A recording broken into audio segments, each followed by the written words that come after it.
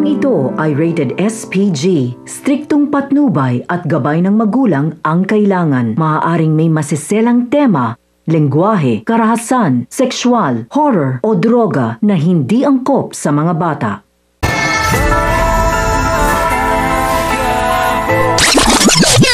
Sa wakas ay naisahan din ni Tanggol ang matandang kuripot na si Roda.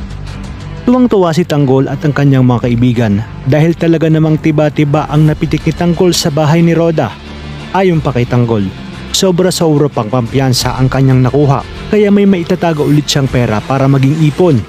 Sa kabilang banda, sinabi ni Supremo na kinakailangan nila makabili ng mga dekalibreng armas at mahahaba dahil hindi pwedeng paltik-paltik lang ang kanilang kargada sa pagsugod nila kay Augusto. Parang batang inagawan ng Kending magsusumbong si Greg sa kanyang inang si Olga dahil naayos na at na-close na ang meeting niya sa mga European investors, ngunit sumabit pa umano ang kanyang tito Ramon. Kaya naman sinabi ni Olga na kilala niya ang ligaw ng bituka ni Ramon at kailangan huwag siyang magpasindak dahil alam niya umanong tuso ito sa lahat ng bagay.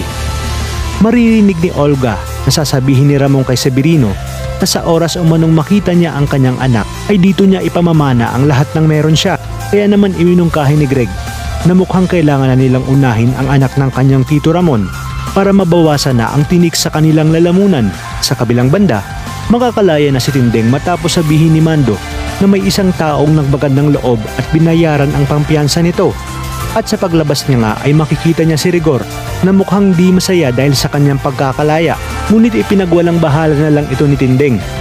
Bago pa siya tuluyang makaalis sa presinto ay binalaan siya ni Colonel Suarez na sa oras umanong may mangyaring masama kay Roda ay siya ang magiging number 1 suspect.